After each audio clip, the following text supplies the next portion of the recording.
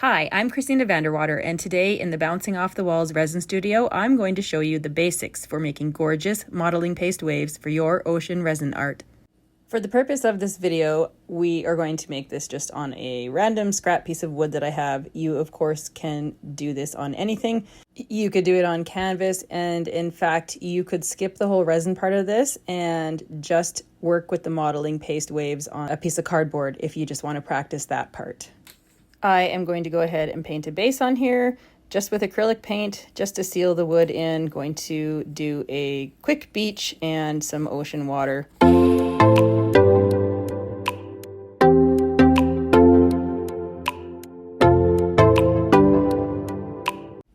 So because I always build my modeling paste waves on top of my first layer of resin, we're going to do that here.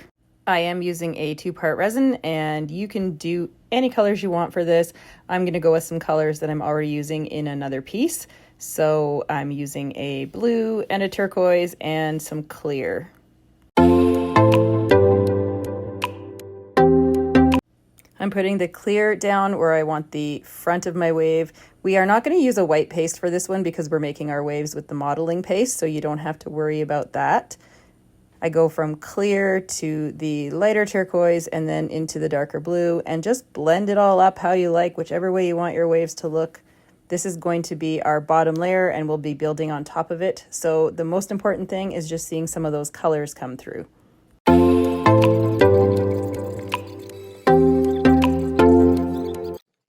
Now that our resin has cured, we can get on to doing the waves. All you need for this step is some modeling paste, a palette knife, and some parchment paper. I like to make a piping bag for the modeling paste out of the parchment paper. I cut parchment paper just into some, rectangles about this size. Now, I'm very bad at showing you how to do this if you're left-handed, but I'm going to show you how to do this if you're right-handed. Of course, if you have another way to make a piping bag, whether with a Ziploc bag or you have an actual piping bag, you can use that too. I find the parchment paper handy, and I used to actually be a cake decorator, so this is how we would do it for small icing quantities. So I've just sort of carried that over with me. So if you're right-handed, you want to take this corner right here. You want to put it like that between your thumb and your index finger. I'm going to try and show you this slowly because some people struggle with this a little bit. Take this corner with your other hand and you're going to just wrap the whole thing around your hand like that and then grab it with your thumb until you have a cone. Now you want to grab the tip of the cone to hold it together and you'll have a little bag you can fill. Now don't let go of that bottom part or the whole thing's going to fall apart. Once you have your cone to fill, you can then fill it up with some of the modeling paste. I just shove it in there. Now you don't actually need a whole lot unless you're doing a really big piece, but you do want to have enough that you can actually grab the bag. If there's only a tiny bit in there, it's hard to actually grab the bag properly. So keep holding that bottom tip. Once your modeling paste is in there, I just then take this, put my thumb in there, take the top, twist it together, bend it down, so you've got essentially a piping bag. Squeeze to the end. Try not to squeeze in the middle. You don't want the end to come apart and then all your modeling paste comes out the top. So I try and keep the pressure on the end here. Now I am recovering from a ruptured tendon in my finger. I'm finding this squeeze action a little tricky right now. So you're going to have to bear with me. This is normally something that's fairly easy for me to do and is not as easy right now. So you have your little piping bag here. You want to take your scissors and cut the tip off. Now, if you go too small, you're going to be squeezing really hard, but if you go too big, you're going to get too much. So think about what size you want to have come out of here. Of course, you can make more than one bag, cut them to different sizes. So I just cut about that much. You can always cut more, and now you have a piping bag ready to go. So I'm going to show you 2 ways to do this in case you want to skip the entire piping bag stage of this. I know that it's not an easy method for a lot of people, so I want to show you 2 ways in case you just have the palette knife and the modeling paste.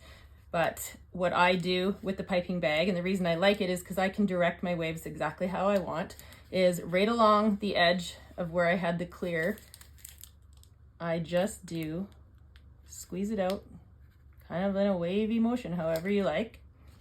Now this could take some getting used to. You can practice on some parchment paper or something first, just to kind of get that whole squeezing method. Now it doesn't matter if you make it a little messy, if you blob it up in an area, it doesn't matter because we're gonna play with this. So first step here is with the piping bag, drawing the wave, and you're gonna learn that as you go, you're gonna like how you do things. You're gonna find your own method, what works for you. Different palette knives are gonna give you different look, but here's how I do mine. So for this single line of a wave, I kind of take that and I just sort of pull it back just a bit. Doesn't really matter how this looks at this point.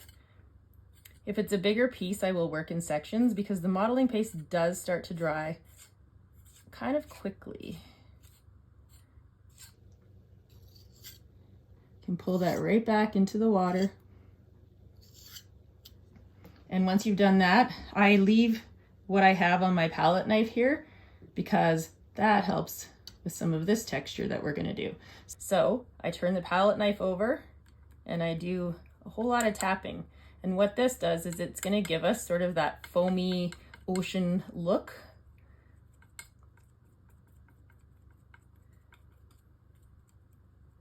And you can also do this with your finger.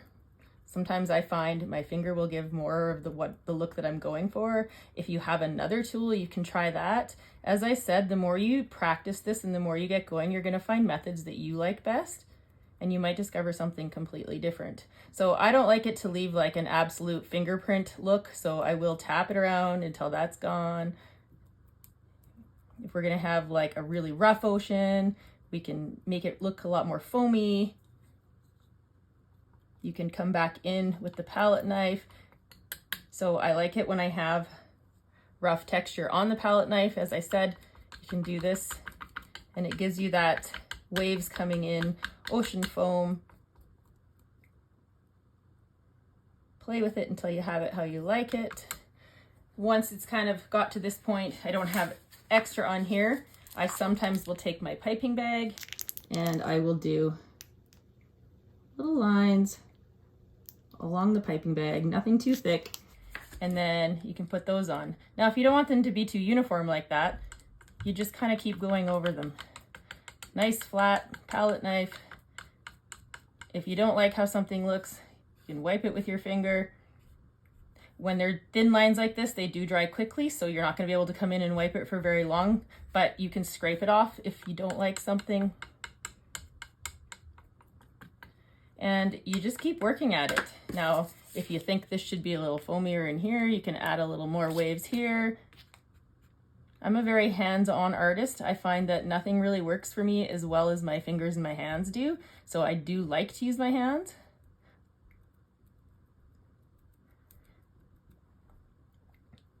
You can swipe. This is all about you going for the desired look that you want. So there's our first wave. At this point, you could pour another layer of resin on, which I actually quite like to do. So that way you can get some more colors, some more texture in here, and then you can do more. Now I said I was gonna show you how to do that without the piping bag. So I still use my palette knife and I just scoop some of the modeling paste right onto the palette knife. Now, if you go too thick with this, it can start to crack when it dries, and then you're gonna have cracks in your waves, which don't look natural. Don't worry if that happens because you can go back in with a second layer of modeling paste after. So if you're going for a different kind of wave than you did with the piping bag and you just have a palette knife, you can just simply push them in, swipe them on, however you see fit. And we're gonna do the same thing where you can use your fingers to smear stuff around. I know it looks funny when you first put it on, but that's why we play around with it. And that's why I like to work in sections. And again, lots of tapping. If you do it too consistently, you get all these little dots, so you just want to keep playing with it. until it is how you like it.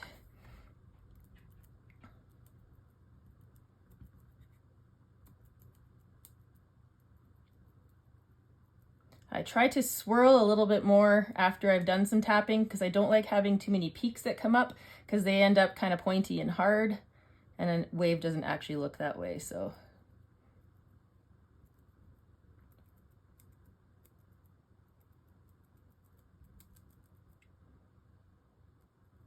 it's all about being creative, finding your own style, finding what works for you.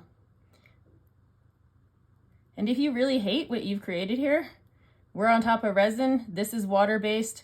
You can come in and scrape it off or sand it off and start again.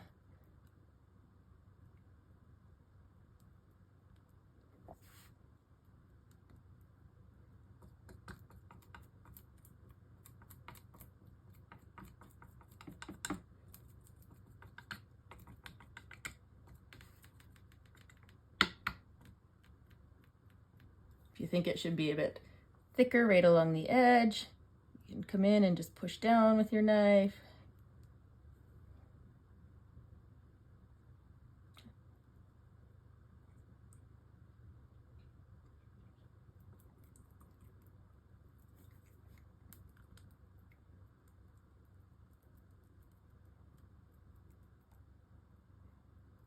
Take from other areas to give it a little bit more over here. There is no rhyme or reason to this. And honestly, there's no rhyme or reason to ocean waves. I mean, I guess there is scientifically, but they don't all look the same. And every beach, every place, depending on weather, depending on wind and conditions, they're all gonna look different. So don't be afraid to just let this have a mind of its own too, because sometimes you get pleasantly surprised with what you come up with.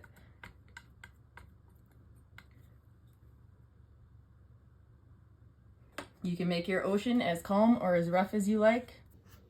So there's a second wave. You can see how the second wave is a lot different from the first one because we didn't use the piping bag. All kinds of ways to do this.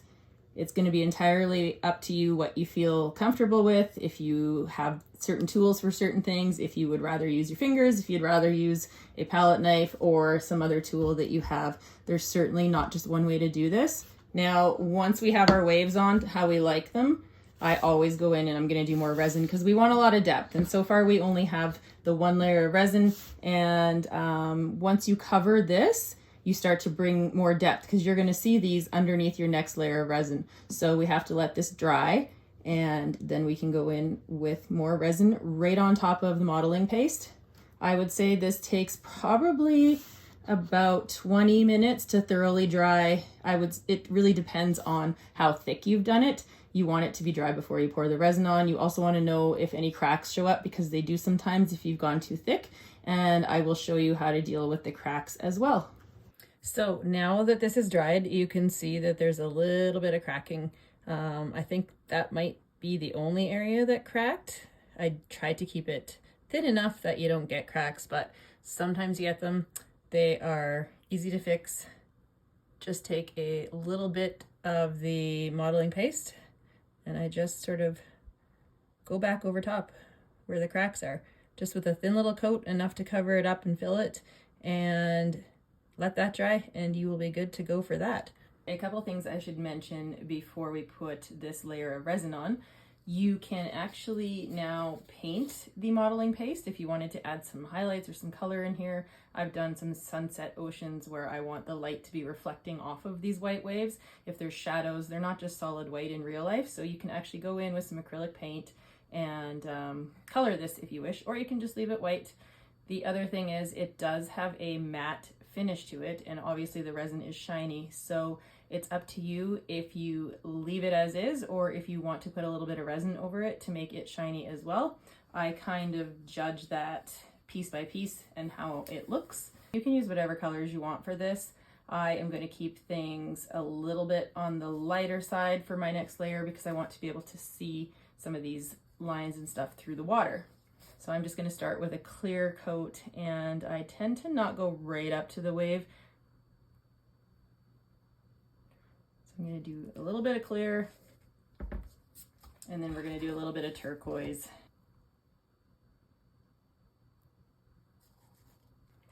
And so with your tools or your finger, like I am with a glove on, you can go right up into the foam, or you can just keep it back. It's totally up to you.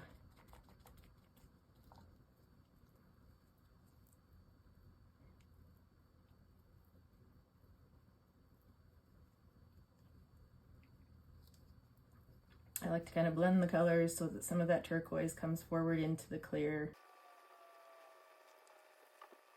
Torch out our bubbles.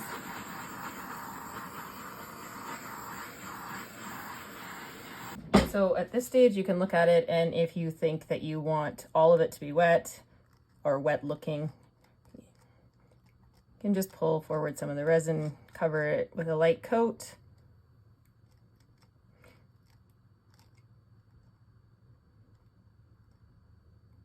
Depending on what kind of beach you have, if you've done sand or if you have just done like I did and left it painted, you can even go in and put the resin right into there. It's going to look like the water has come up and onto the beach a bit and wet your beach.